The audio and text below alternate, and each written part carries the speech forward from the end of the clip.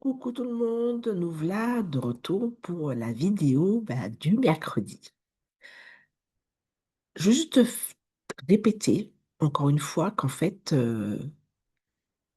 tu peux sortir de la surcharge mentale sans tout changer à ta vie. Le problème, c'est pas tout ce que tu as à faire, c'est vraiment la façon dont tout est organisé.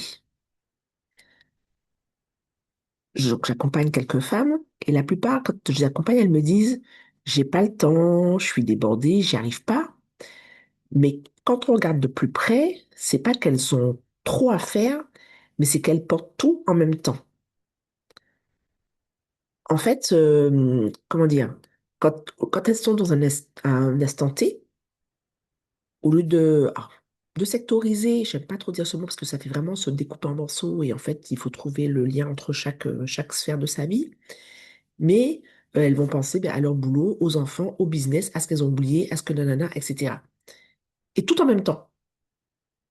Alors qu'en fait, c'est ça qui crée de la surcharge mentale. Il faut vraiment se dire,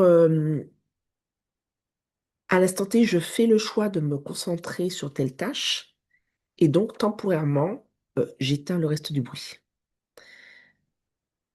La surcharge mentale, c'est vraiment quand tu ne poses jamais tout ce que tu portes. Et du coup, tu as ton cerveau qui est tout le temps en train de tourner, le petit hamster dans sa roue, pas de pause, pas de respiration, et c'est ça qui t'épuise et qui fait qu'au bout du compte, tu es épuisé. Et ça t'amène à faire des erreurs. Par exemple, tu vas acheter des plannings, des agendas, etc. Tu vas te faire des to-do list de 2 kilomètres de long. Tu vas tester la méthode de X, Y, etc. Mais tu ne le tiens jamais, tu n'y arrives pas parce que tu utilises un système qui ne te respecte pas toi. Au lieu de chercher la solution à l'extérieur et l'amener à soi, il faut faire l'inverse en fait. Partir de soi pour se créer quelque chose qui impacte l'extérieur. Et en fait, c'est ça que je fais dans la tribu. J'essaie d'amener vraiment autre chose. C'est pas une méthode, un outil miracle. C'est vraiment une autre façon de concevoir ton organisation. Je vais te donner trois clés très claires. Tout d'abord, tu vas tout sortir de ta tête. Alors, la to-do vide cerveau. Alors, moi, je n'ai pas un to-do, j'ai un cahier. Mais dès que j'ai un truc qui me passe par la tête et qui ne concerne pas ce que je suis en train de faire à l'instant T, je le note. Comme ça, mon cerveau me dit, je ne vais pas oublier, donc je peux passer à côté puisque c'est noté et je peux revenir dessus.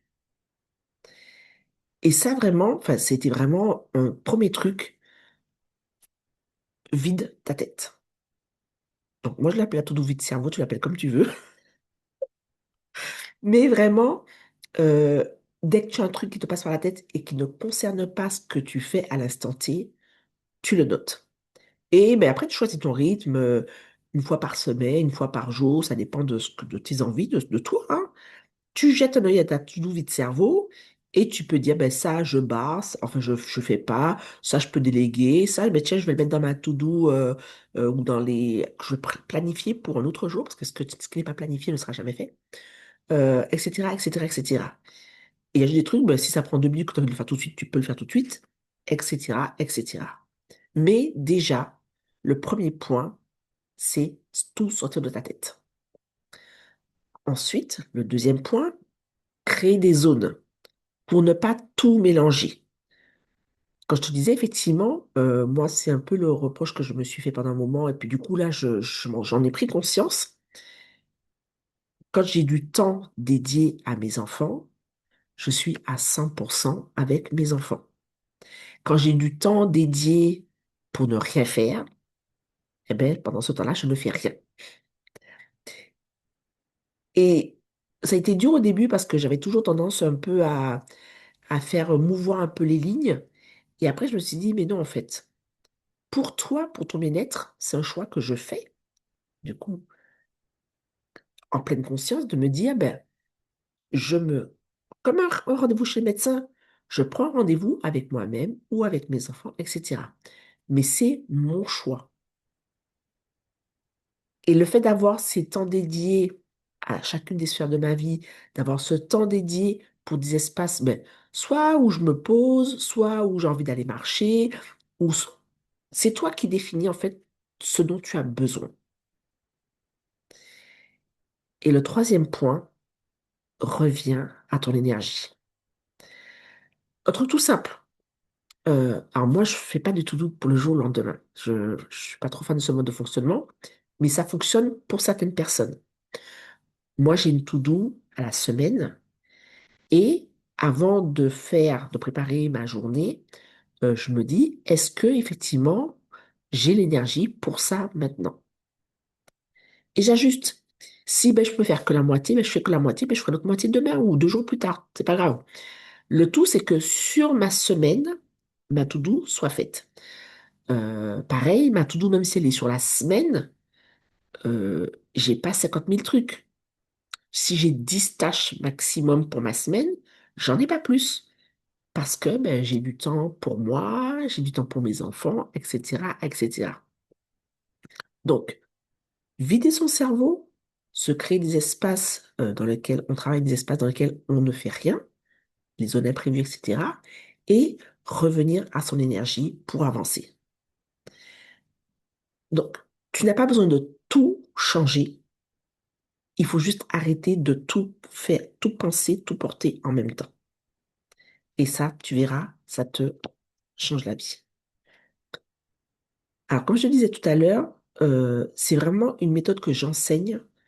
Moi, je ne suis pas de la team je te donne ma méthode et tu copies-colles. Non. Moi, je t'apprends à pêcher. Je ne te donne pas le poisson pour te remplir le ventre. Je t'apprends à pêcher pour qu'après, tu puisses te débrouiller toi-même. Et tu vas évoluer. Et il faut que ton organisation, ton business, tout évolue avec toi. Donc, je t'apprends comment créer une organisation qui part de toi, qui respecte ton énergie et qui te soutient vraiment dans tes projets. Donc, abonne-toi à la chaîne. Je voudrais bien que tu me dises en ce moment qu'est-ce qui te surcharge le plus. Moi, si je dois être honnête, aujourd'hui, ce qui me surcharge le plus, donc là, je vais le perdre mon papa et je suis surtout en colère et j'ai pas mal de questions sans réponse. Voilà. C'est ça ma surcharge actuelle du moment. Donc, je ferai un peu de journaling pour, entre guillemets, laisser sortir tout ce que j'ai sur le cœur. Donc, je ne sais pas à quel moment tu regarderas cette vidéo. Je te souhaite en attendant de passer une bonne journée, bonne soirée, et puis on se retrouve la semaine prochaine pour une prochaine vidéo. Salut, ciao.